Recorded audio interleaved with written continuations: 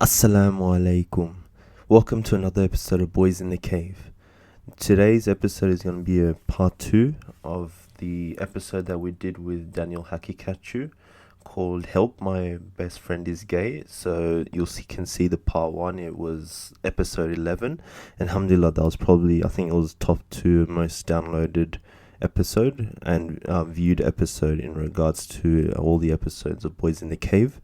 So inshallah you can check that out. So today's episode is going to be a part 2 of that. The whole essence of the episodes is to get a feel of, just the whole idea of same-sex desires and what we have to face with and the reality out there and how as Muslims we should approach it. So hope you guys enjoyed the episode and come step into the cave. أعوذ بالله من الشيطان الرجيم أم حسبت أن أصحاب الكهف والرقيم كانوا من آياتنا عجبا إذ أوى الفتية إلى الكهف فقالوا ربنا آتنا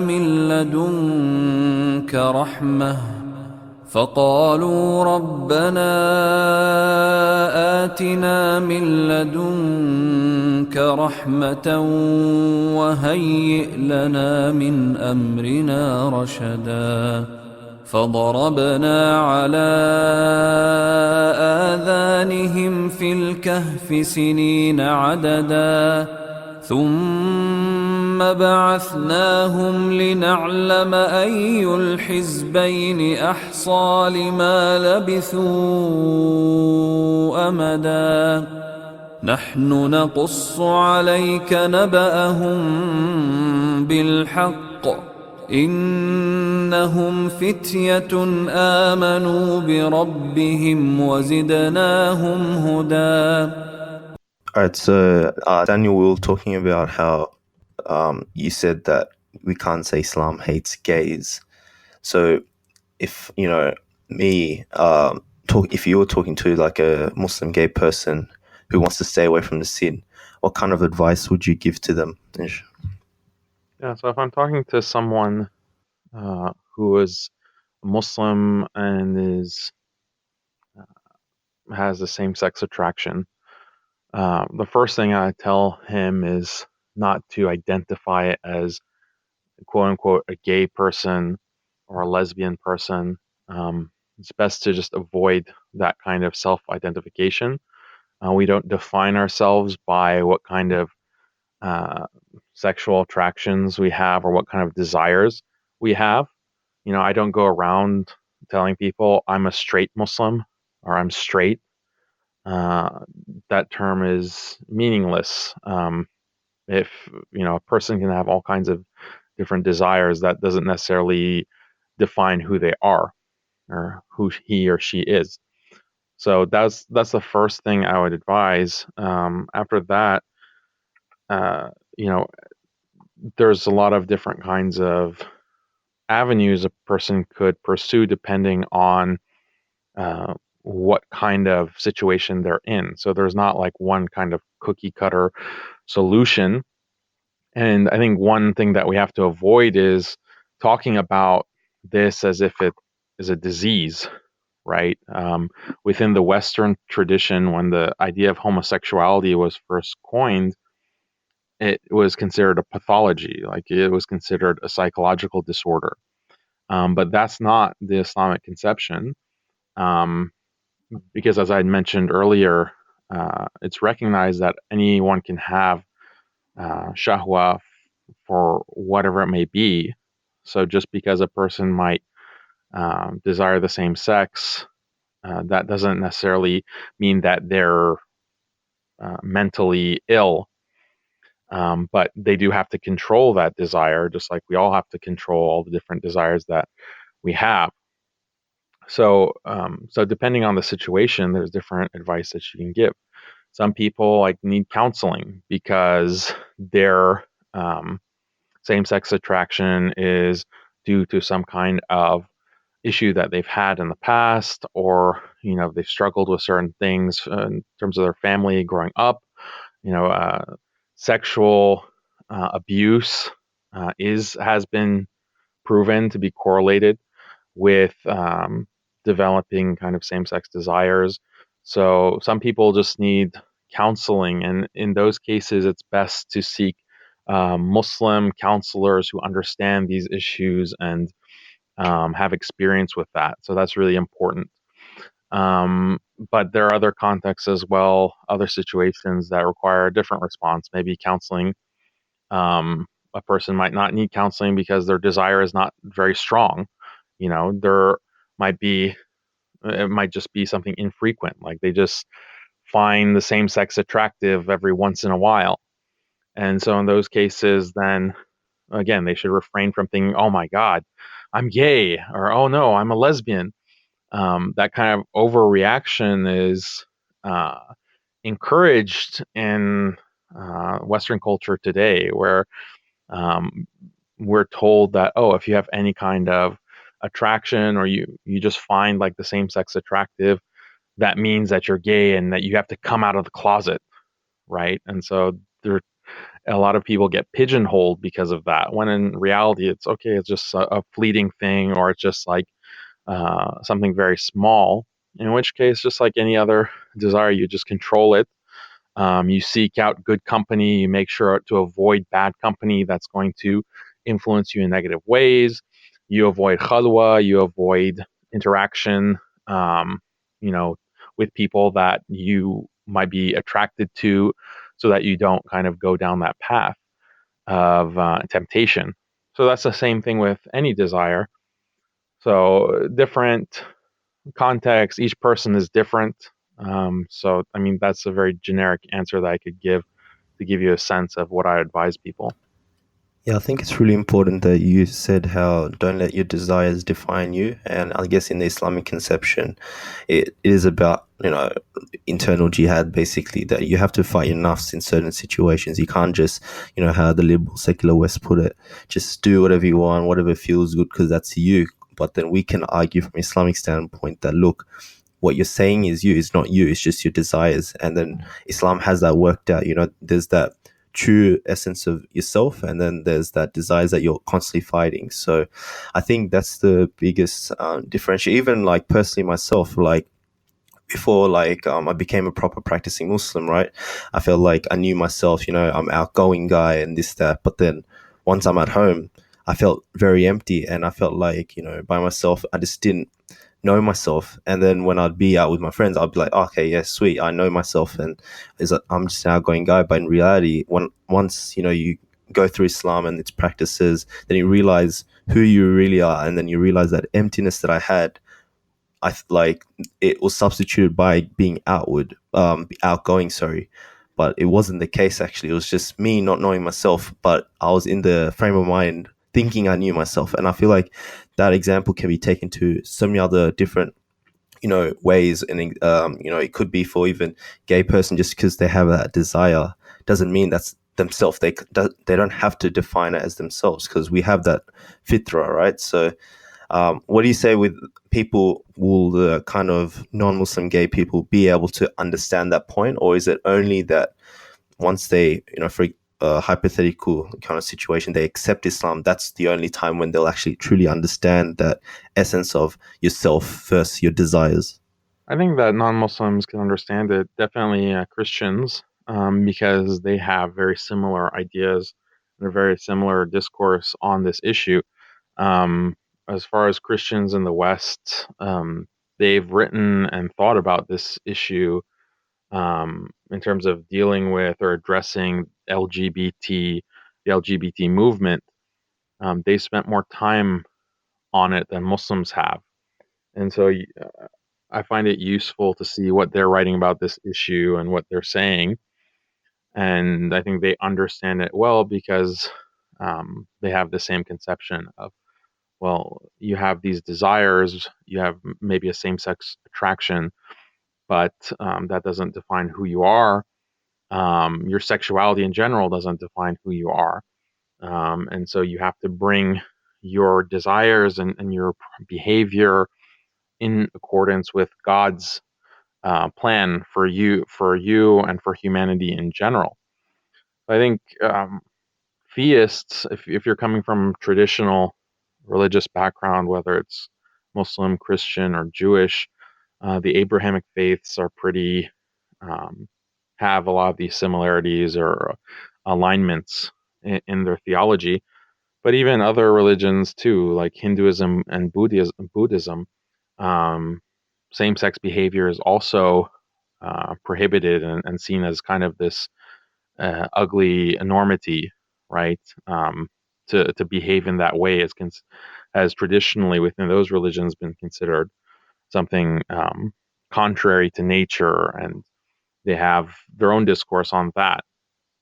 So I think those kinds of traditions are amenable to this kind of critique of homosexuality and homosexual behavior. As far as like atheists and liberals, or those who are coming from kind of this liberal perspective that everything sexual is okay as long as as long as it's consensual.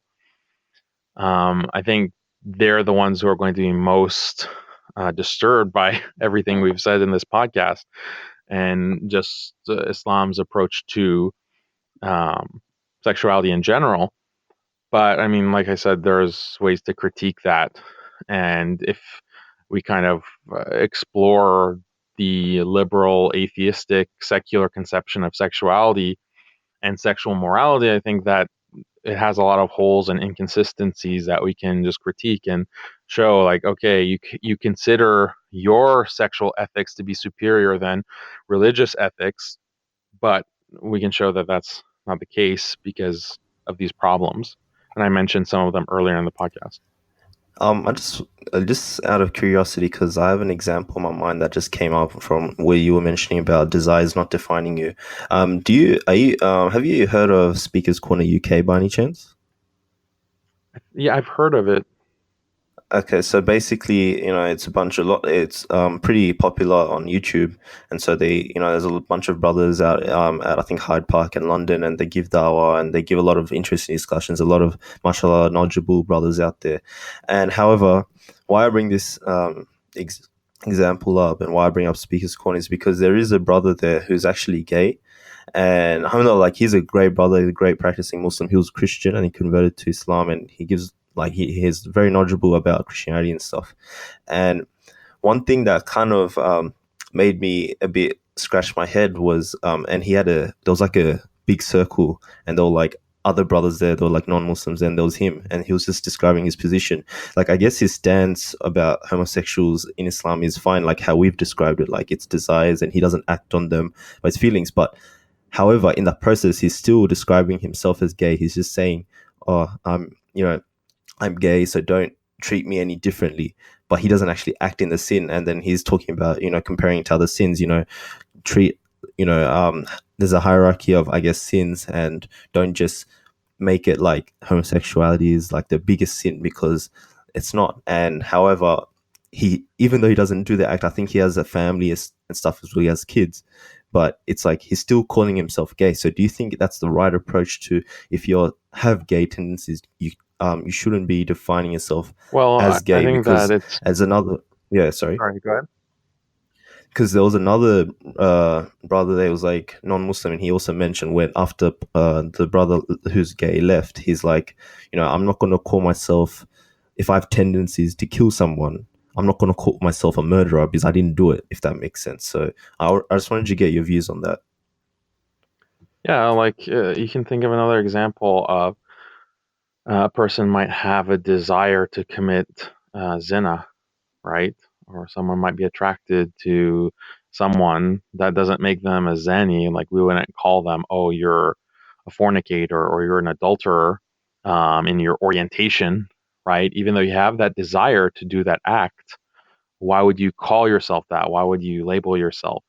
So we don't have that kind of um, that kind of tendency to label ourselves on the basis of other desires. Like, someone might have the desire to drink, and alcoholism it has been shown in certain scientific studies that that does have like a genetic component or a biological component towards a tendency to want to drink alcohol. And so, should those people like go around and call themselves alcoholics or oriented toward wanting to drink alcohol? Should they label themselves? That wouldn't make sense, right? It's only the action um, that would render you having that label, and the same is the case in Islam. It's only until when you commit zina, right, that you would be considered a zani. Um, and same thing with liwat, like same-sex penetration. So yeah, I don't agree with calling yourself gay, Muslims or non-Muslims calling themselves gay. As I keep emphasizing, it's not it's not vocabulary that we should adopt uncritically. It has a lot of problems with the way that we construct human identity and human behavior and sexuality and shahawat and tendencies and so forth. Yeah, I think it's just merely a product of basically how the West defined, and we've took on those definitions, and then we look back at Islam and think, oh wait, this isn't part of our kind of tradition, but then we've already adopted it. So I feel like people have confused the labels a bit. Like we talked about in another podcast with Josh, he mentioned how even the idea of free mixing, Islam, it's not full like, okay, you can't see the other women and this that, but then some people to this day interpret it like that, and that's ramifications. He talked about the history behind it, that in the 1800s during the Victorian era, the English men and women were kind of like that, and then the Muslim world kind of just took that on, and they've never really come away from that. So I guess a lot of the things that we're just a product of is from the West and the secular culture, because it dominates our life so much, because we live in the West, I guess. Yeah, absolutely. Like that's all that kind of influence. That's why we have to be critical as Muslims. And when there are these terms that are introduced, we have to take a step back and say, well, what does Islam have to say about this subject, like this concept? Like, can we even translate the word homosexuality into Arabic? Like, is there not just translating to Arabic, because clearly there are modern words that have been invented to describe that and to translate that. But what do we, when we look in the Quran, or when we look at the words of the Prophet Sallallahu Alaihi Wasallam, or do we look at our scholarly tradition? What concepts exist that translate to this new concept of homosexuality? And you won't really find um, that kind of identity or this idea of an orientation. Um, so that should give us pause that, okay, we should be careful about adopting these foreign concepts, because that affects the way that you think about the issue. Um, and I won't belabor it. We already talked about that earlier. I just slightly wanted to shift the conversation and ask you about, because I guess we were just talking about the secular kind of liberal society that we tend to adopt terms from, and we have to look back at Islam. And I guess from a non-Muslim's perspective, they do that, and then once they do it, they obviously don't look at the literature in a kind of nuanced way. It's kind of biased, obviously. However, not for all non-Muslims, obviously, but for some non-Muslims, and they come across things like I don't particularly know of, but I've heard, people talk about, or like the punishment for being gay in Islam is throwing the gay person off a high building, and that's how they're punished. I just wanted to ask you, is that really true? And if not, if it is or it isn't, like, what's the actual kind of situation with that? Because, it seems like that's their kind of agenda. Like, they push that onto the gay people and try to kind of show that, oh, look how Islam is so barbaric and gruesome. And so how can we kind of navigate through that kind of instance and situation when they bring examples like this?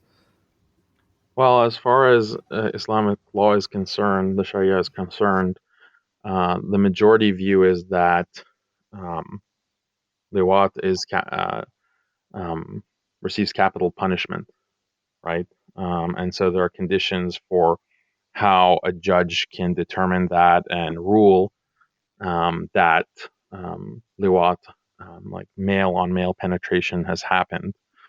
So there are details there, but all schools agree that it's something that is criminal. It's criminalized, and within Muslim society, if uh, that's something that a person can be found guilty of and then sentenced, to either ta'zir or capital punishment, depending on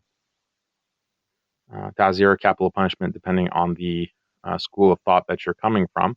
So, of course, this is seen as very barbaric. This is seen as the epitome of barbarism. And so critics of the Sharia will point to things like this. But it's not something that is specific to same-sex behavior or homosexuality. It's something that also affects opposite-sex behavior, because zina is also something that will that is also criminalized. And by zina, of course, you mean like either fornication, premarital sex, or adultery, sex between married people outside of their marriage. So it's in explaining this to a like a liberal secular audience, the way that I've done it in the past is to point out that, look, sexuality has a big impact on human society. Sexuality has a big impact on every person's life within society. And there are certain behaviors that are very destructive. And I talked about this earlier in the podcast, that there are, if we want to explain it in a way that um, people who are not Muslim can understand. Obviously, if we're explaining it to Muslims, we would just show, okay, look, this is what Allah says. This is what Allah commands. This is what the Prophet, peace be upon him, commands. So that's the evidence that you'd need. But if you're talking to someone who doesn't accept the Quran, who doesn't accept the Prophet, peace be upon him, just an outside critic who is trying to say that Sharia is barbaric, I think that there are things that we can say without necessarily going to the point where, oh, you just have to believe. You just have to believe in Islam if you want to understand this. No, I think we can say that this is actually rational, and uh, if you identify and you understand the kinds of harms that come about when these behaviors proliferate, whether it's same-sex behavior or sex outside of the marital context, you can identify all the kinds of harms to society and to individuals within society. So if you recognize those harms, then the state or a governmental force has the mandate to protect society. And depending on how severe the damage or the harm is, how subversive a certain crime or criminal sexual act is, then there needs to be severe consequences. There needs to be consequences to discourage people from engaging in that kind of behavior. Or if they're going to engage in it, to do it very secretly so that it doesn't affect anyone and that authorities don't find out, because they're going to be prosecuted. And that's the way the law works. And that's how that is one of the main purposes of criminal punishment within all legal systems. You want to be able to criminalize certain things that are going to cause harm to society, or they're going to threaten people, and therefore you want to protect people and society. So it's very easy to explain it if you get to that level of abstraction. These kinds of behaviors are very harmful. The government forces have the authority and the responsibility to enforce normal behavior, and prevent this kind of destructive, harmful behavior that threatens all of society. And so they need to criminalize it. And they need to back up that regulation with severe consequences if you're prosecuted for engaging in that behavior. So it makes complete sense. And it all starts from, okay, well, are these behaviors that harmful as Islam says? And not only Islam, as harmful as Christianity says, as harmful as traditional Judaism says and all these other religions, because that's what everyone in the past recognized, that same-sex behavior is extremely dangerous and extremely harmful. And that kind of common sense that existed in the past, and I'm not saying that people didn't engage in same-sex behavior in the past. They clearly did. And in some places and sometimes it was actually very common kind of behavior. But nonetheless, even though it was practiced, it was still considered harmful and subversive and uh, immoral. So, given that everyone has recognized this, and I've given reasons before, then clearly there needs to be something to prevent it and to discourage people from engaging in it. So I think it's very logical, and we can defend it in a very clear way. I just wanted to clarify. You said basically the punishment itself.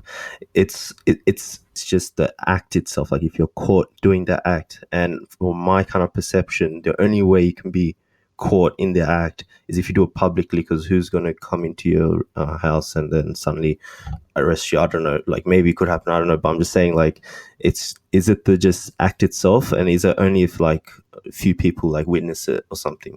Yeah, so I alluded to there being some conditions for the ability to prosecute someone of that crime, and the conditions follow the conditions for the other hudud um, uh, involving sexuality. So zina, as I mentioned, can, depending on what exactly the act was, it can either earn lashing, or stoning. So one of the requirements is there has to be witnesses who, four witnesses, upright and male, and they have to have certain conditions as well, who witness the actual penetration happening. And that's the same when it comes to liwat as well within Islamic law. But it doesn't necessarily have to be public though. Like this idea of public and private, those distinctions aren't invoked when we look at Islamic law. Like the scholars didn't make that distinction historically because kind of the terms public and private also are coming from a specific context, like modern context. What they would say is that you can't go around spying on people, right? You can't go and look for people committing this act. Like you can't like break into someone's house, or you can't like look over their fence or put cameras to try to catch them in the act. Like that kind of evidence is not admissible within the court of law. But a person could be doing something like committing zina in the, quote unquote privacy of their own home. But what if like the wind blows the door open and the door, or like people on the street can see that it's happening, right? So there are examples of this within Islamic history, and that is admissible, like because still four witnesses saw the wind just happened to blow the door open. No one like busted the door open. No one was spying, but right. So we have to be careful when we make this public private distinction. I know why people do it. It's yeah. I guess it makes it more acceptable. I don't know, like, oh, we don't like stone people unless Islamic law doesn't require stoning people unless like it's public, like public indecency. And I guess a non-Muslim would find that more acceptable. Oh, okay, yeah, that makes complete sense.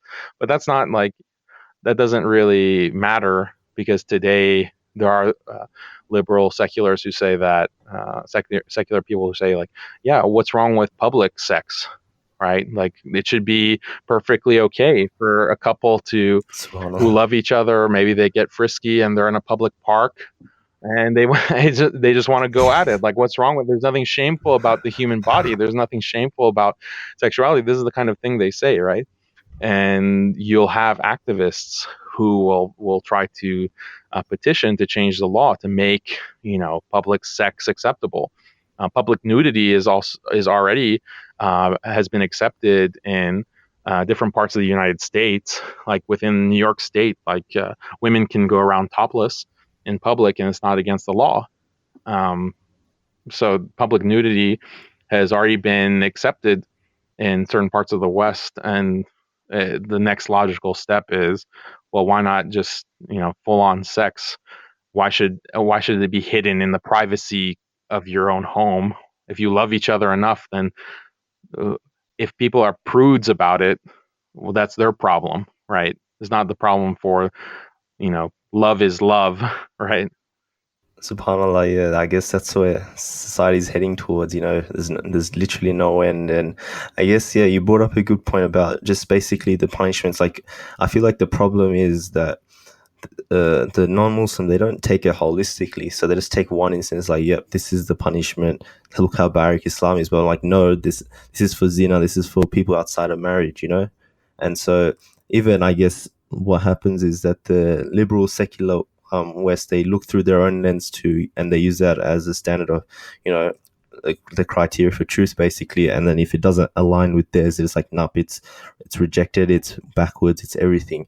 But subhanallah, as you discuss, and there's a lot of wisdoms to it, and there's that sense of, community and family involved. You can't just go by your desires and say that, okay, this is how we're progressing. And exactly as you said, like, who knows what can happen, like nudity beaches are out there and it's just going to a different it could be just just sex in general in public places, period. So I guess that's perhaps where society's heading towards. First, I guess gay marriage is now okay, and then what's next? Who knows, incest, subhanallah, and then it just keeps going. And then, because technically you can't really say why incest is wrong if it's consensual, right, as we discussed before. So yeah, do you think society's kind of heading towards that kind of direction? Yeah, there's definitely a devolution. Things are gonna get worse before they get better, and civilizations go through these kind of highs and lows, whether they're Muslim or not Muslim. And as Muslim scholars in history have noted this, like Ibn Khaldun, where you can have a civilization that falls into this kind of decadence, where people are more concerned with fulfilling their desires. There's more of an obsession with kind of hedonistic pleasures, eating and drinking, and dressing up, and sex. So this is when that happens, then society deteriorates. Family breaks down, and the future of that civilization is at stake. And so this is how civilizations fall, after being at a peak of power and prosperity. They lose those values that made them prosperous and that made them successful. And that's when they go on this trajectory of decline until society as a whole unravels. And so this is, I think, something that we're seeing happening around us within Western society. Families are non-existent now. People don't get married. The birth rate is so low, right? The birth rate within countries like England, France, it's only the immigrant population and immigration that's able to sustain the population, because Europeans aren't having enough kids to um, to compensate for the death rate. And so what happens is that they're dying off. Like, their civilization is literally dying off. And if this continues, right, then that's going to cause major demographic shifts, and it doesn't bode well for Western civilization. And it's their own doing. You have people questioning the very concept of gender, right? If you undermine gender, okay, gender is such a big component, like it's a universally important component within human civilization, regardless of what civilization you're looking at. You start questioning gender, like there being men and women, then you undermine everything. You undermine like the very scaffolding, the very structure of society. And this is something that Islam recognizes. This is something that the Sharia recognizes. That's the wisdom of the Sharia, is the importance of gender and maintaining gender roles and structures, because that's what's most conducive to flourishing, human flourishing in this life and the hereafter. So if that starts crumbling, then all of civilization is in danger of unraveling. And unfortunately, like, we're a part of Western civilization just by the very nature of um, globalism. And so if it falls, we all fall. And it goes back to the kind of the imperative and the importance of Muslims.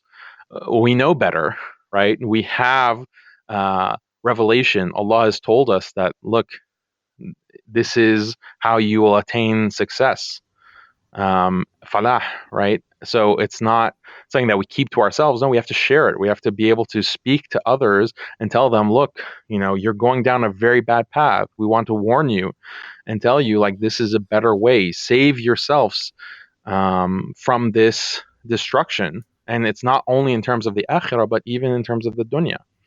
So this is a part of dawah. This is what we're responsible for.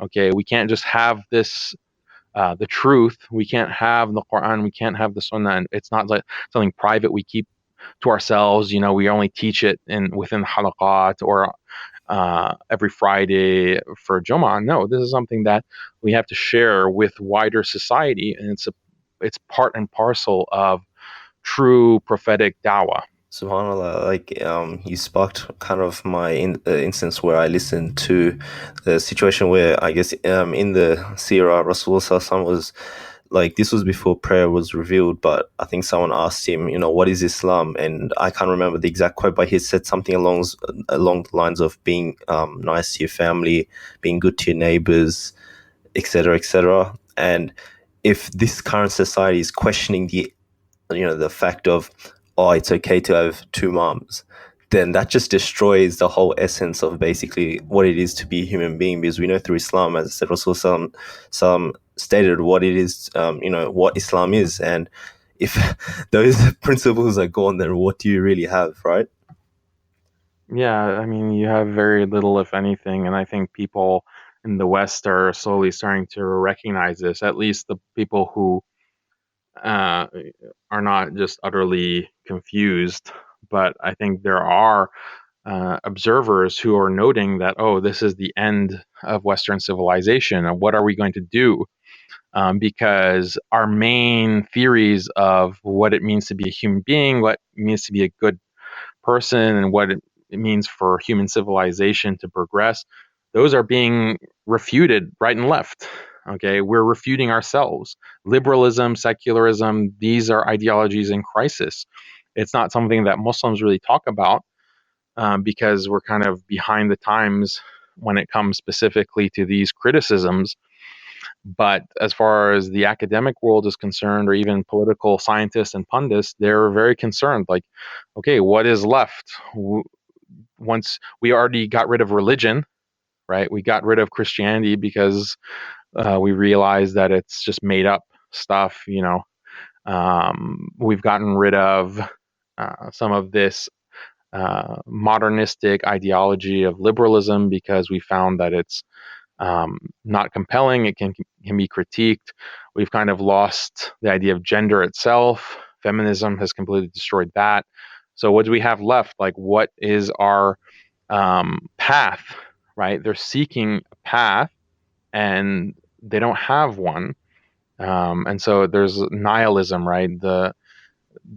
A kind of pessimism about the future of Western civilization that you'll find within the writing of some of these commentators. SubhanAllah, I guess, yeah, it's a nice way to kind of end it on that note, like not knowing what the future holds because we're getting rid of those basic ideals of what it is to be a human being. So, Jazakallah khair though, Daniel Haqiqatjou, for coming on board, and I hope you enjoy your stay here at Boys in the Cave. Yeah, enjoyed the conversation. Jazakallah khair for discussing with me, and I don't want to just end on a pessimistic note either. I think